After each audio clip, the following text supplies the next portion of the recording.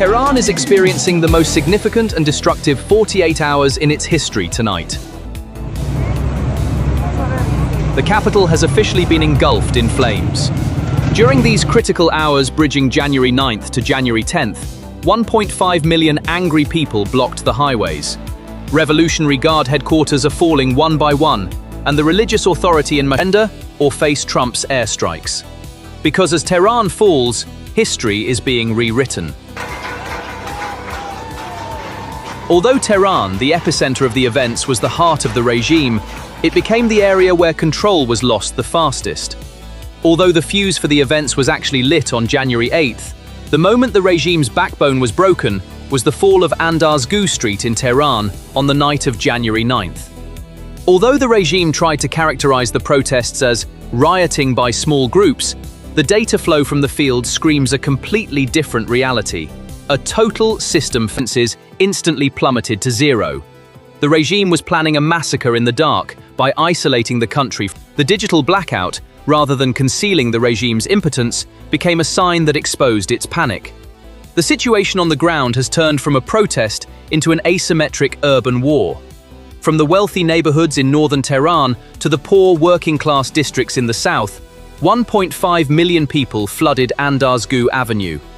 This crowd exceeds the mathematical limits of the security forces' capacity to intervene. 15,000 police and Basij forces became ineffective in the face of this ocean of people. The main headquarters of the Basij, the regime's most feared paramilitary force, in Saadatabad, along with its technical equipment and logistics depots, was surrounded and set on fire by protesters. The most striking tactical development was the seizure of the Revolutionary Guards, or IRGC, facility in Fars province by the people. This shows that the protests have evolved to reach the potential for armed resistance. The people are no longer just chanting slogans, they are dismantling the regime's apparatus of repression and taking control of strategic points. The regime's security forces have gone from being the hunters to the hunted. Images of armored vehicles being stopped and burned with simple Molotov cocktails and barricades in the streets of Tehran shattered the IRGC's myth of invincibility that night on the highways. But also an explosion of economic and ecological collapse. The regime has depleted the country's water resources through years of mismanagement and corruption. The drying up of dams in and around Tehran, the demise of agriculture, and millions of people facing thirst have elevated the people's anger to a survival issue. Behind the protests lies not only the demand for political freedom, but also the demand for access to water, a basic right to life. This shows that the resistance is a struggle for survival that will not be extinguished no matter what the regime does. The regime's ideological legitimacy has been wiped out. The people remember the Pahlavi era as a golden age, and with slogans such as "Reza Shah, may your soul rest in peace," are shouting their desire for a secular nation-state against the current theocracy. This ripple effect has also shattered the circle of loyalty within the regime. The fact that the Iranian police and some security forces are not intervening against the people and are even supporting them shows that the threshold of fear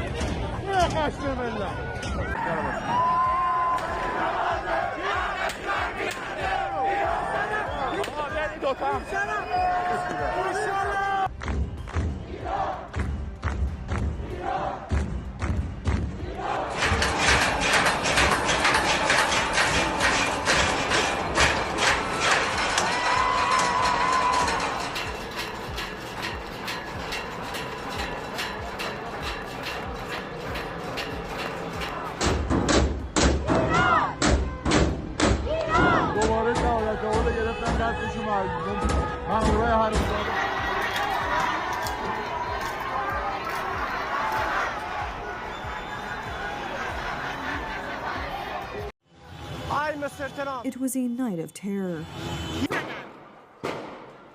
In many cities across Iran, security forces opened fire on protesters. The most violent clashes took place in Tehran, Isfahan, Mashhad, and Shiraz. According to incoming reports, there are dozens of fatalities, hundreds of injuries, and thousands of arrests.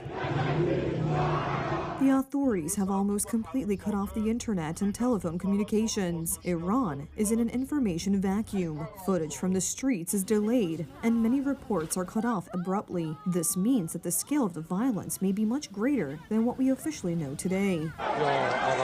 Footage that has managed to leave the country despite the blockade shows armed Revolutionary Guard troops, snipers on rooftops, and civilians fleeing in chaos. The protests, which began with economic anger and poverty, have turned into an open rebellion against the entire system of power. Residents of all 31 provinces took to the streets. They see that the regime's narrative has nothing to do with reality. Overthrown in 1979, also addressed the Iranian people. In an emotional appeal, he called on the public to continue their resistance and unity, emphasizing that the current moment could be historic. In Tehran claim that the West is behind the protests. However, the West is calling for an immediate end to the use of force against civilians, and for compromise. They used weapons against civilians and cut the country off from the world. This is a signal not only to the protesters, but also to the international community. However, looking at the determination of the people on the streets, the question is no longer whether there will be change in Iran,